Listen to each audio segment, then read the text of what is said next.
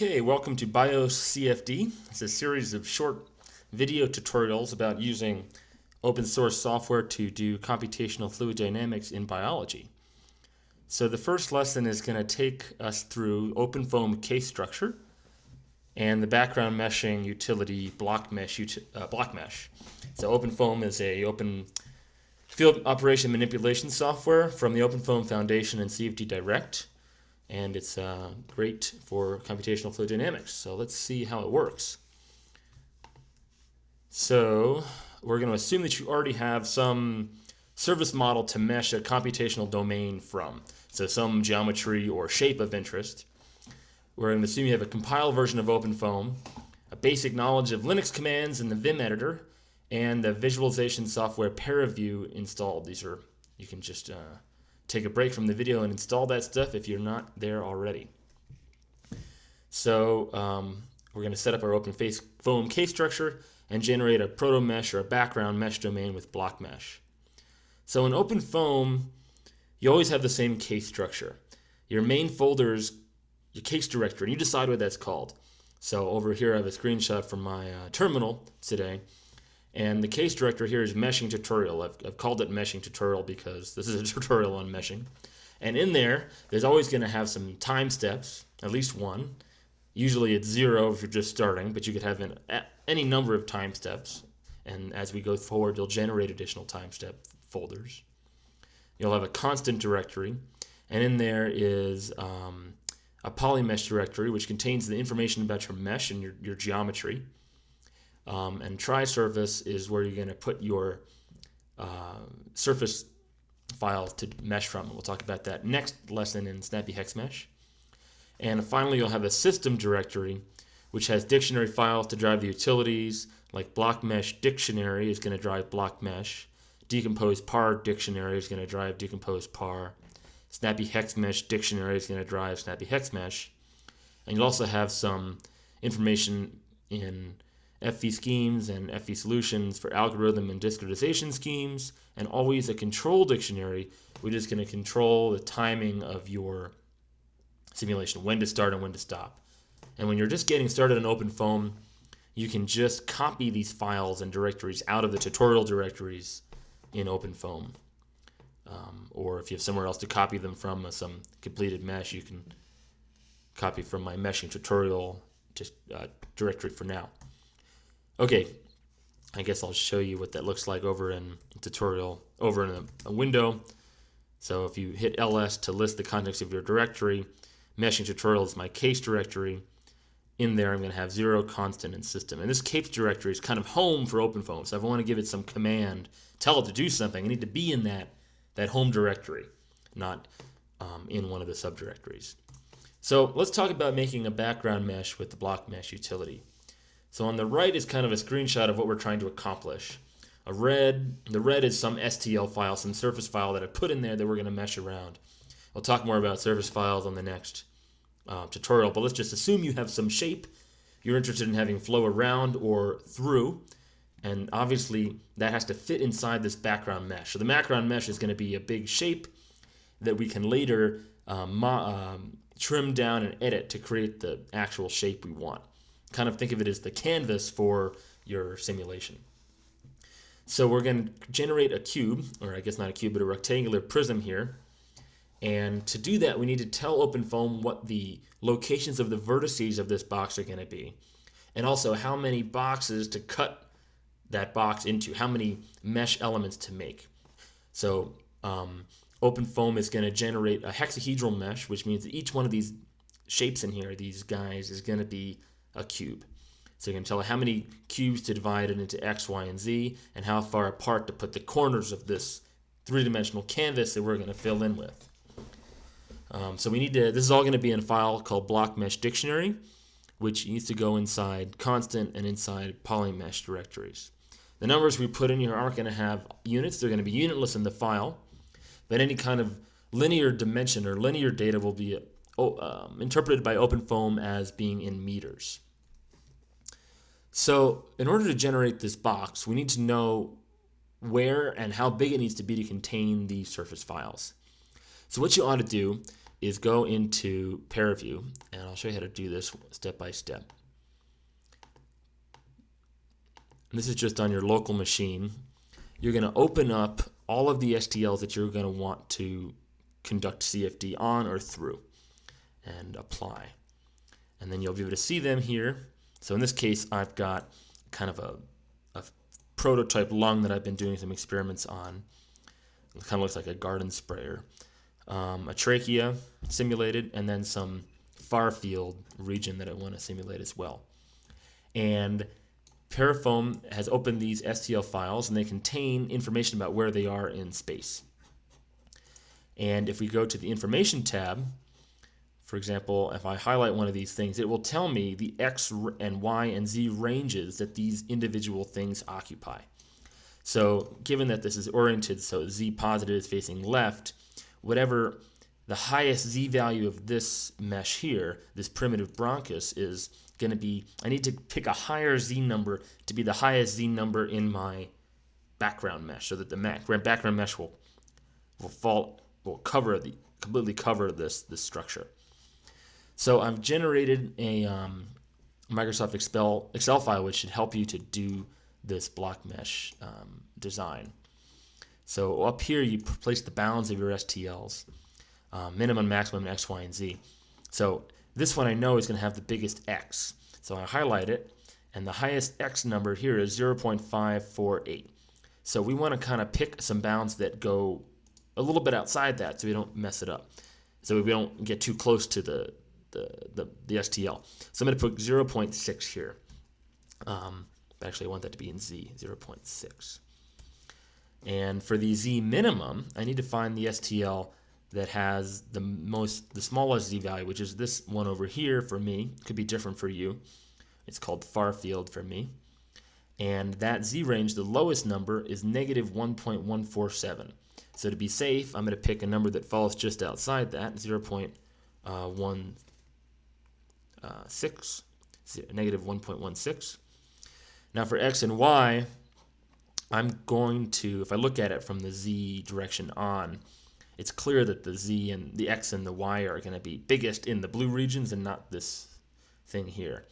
So I'll pick this one, the transition one. I think that one's going to stick out maybe the farthest. If I highlight that, and I can look at my X and Y ranges. And again, I'm going to try to pick numbers that stick, that are outside of that range. So X, the minimum here is 0.664, so I'll pick negative 0.7. And the maximum is 0.214, I'll pick 0.22. For Y, the negative is 0.057, so negative 0.06 is outside that. And I'll just pick 1 for the Y. So, and I want to check to make sure that this other one, this far field, doesn't stick outside any of those ranges, and it doesn't, so I should be good. Okay, so this will take care of the vertices of the cube that I'm going to make. But in terms of how many elements in each dimension, I want to make an isotropic cube. So each one of these voxels that I divide my mesh into, I want them to be isotropic, so they're cubes, they're not rectangles, because that will help, or not rectangular prisms, because that will help make a better quality mesh at the next step. So I put in a system here to automatically calculate those factors for you. You can make this number smaller or bigger in order to get a number that is about 100, because if you make it bigger than 100, you're going to wind up with way too many mesh elements and just get a huge simulation. So let's do something like this. So I'm going to edit now my blockMesh dictionary to include this information that I've got now. So going into constant and going into polymesh, I see that I have a blockMesh dictionary. So vim edit blockMesh dictionary. And up here are my vertice files, and it looks like I've already been working with this one. But if I was starting from scratch, let's say this was totally empty, I need to put the vertice, the coordinates of these vertices in here in a specific order, 1, 2, 3, 4, 5, 6, 7, 8. And I've annotated here whether you put the X max or min, Y min or max, and Z min or max in that spot.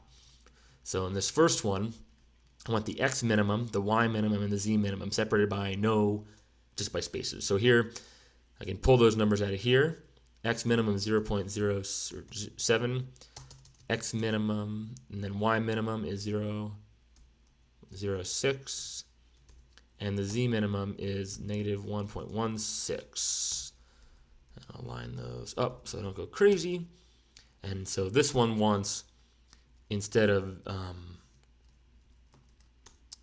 x minimum, wants x maximum. So that's got 0.22 from over here. And all these numbers should be the same as they are here. Great. Now I need to go down the next part I want to edit. So these numbers all have to be edited for each simulation to make the right background mesh for your simulation. Into the blocks, this is the only other thing I'm going to change are these three numbers, and that's the scaling in the x, y, and z directions. And you want these to be whole numbers, so this round to the closest whole number that you get. So I'll do 64, 74, and 123. And then I'm going to escape out of edit mode with escape, hit colon, W, and Q. W to write the file, and Q to quit the VIM editor. I should be out of there.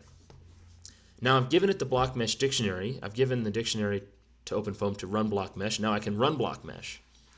In order to run a command in OpenFOAM, I need to be up into the main case directory. So I'm going to go up until I'm at the main case directory, meshing tutorials, and just run blockMesh. Okay, it does that really fast. This is assuming that you've sourced OpenFOAM already. The way I source OpenFOAM on this machine is with this command. Whoops.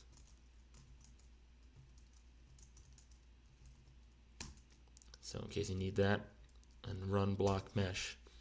And what that's going to do is create that blockMesh, and it's going to create that background mesh, and it's going to call it box.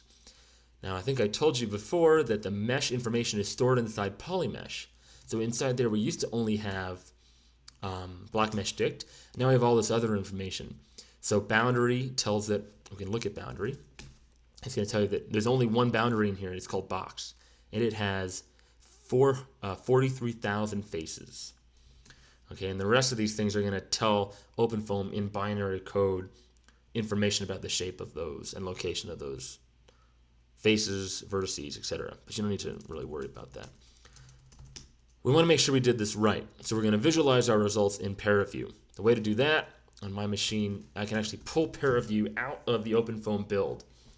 And if you don't have that, you can generate a VTK file and download the VTK and visualize it on your home machine. I'll show you how to do both methods. First, just type parafoam if you've got that built it. That will launch ParaView in the cluster or in your OpenFOAM build. Hit apply, gives you an outline, but what I want is I want to have surface with edges. So I want edges because then I can see that these boxes are isotropic. They should look like squares in every one of the views. So I'm looking from Z, now I can look from Y, and they should look like squares too. So that means we didn't mess up our scaling. And it looks like, we want to check that we've created a rectangular prism. If you messed up one of the vertices, you'll make some kind of polygon that may or may not have been ever described. The next thing we want to check is that this canvas, this background mesh, actually surrounds all of the stuff we care about, our STLs. So we can go into display and turn the opacity of this block down to about 0.1 or something like that. And then we can actually open our STL files. And if they're in the cluster, if they're in your OpenFOAM build, they should be in the tri-service directory. You can highlight them all and open them. And they should all show up, but inside the box. So, okay, they're inside the box. None of them are sticking out. If I was going to do this again, I might want to say, okay, this is a little pretty close. So maybe I want to make the mesh go a little bit more in the positive X direction by changing the max X vertice in my Excel spreadsheet and in my blockMesh dict file. And I might want to do the same thing for the positive Z. Because when we're meshing, we want there to be some space, maybe one cube separating these things. So I'm actually going to go ahead and do that.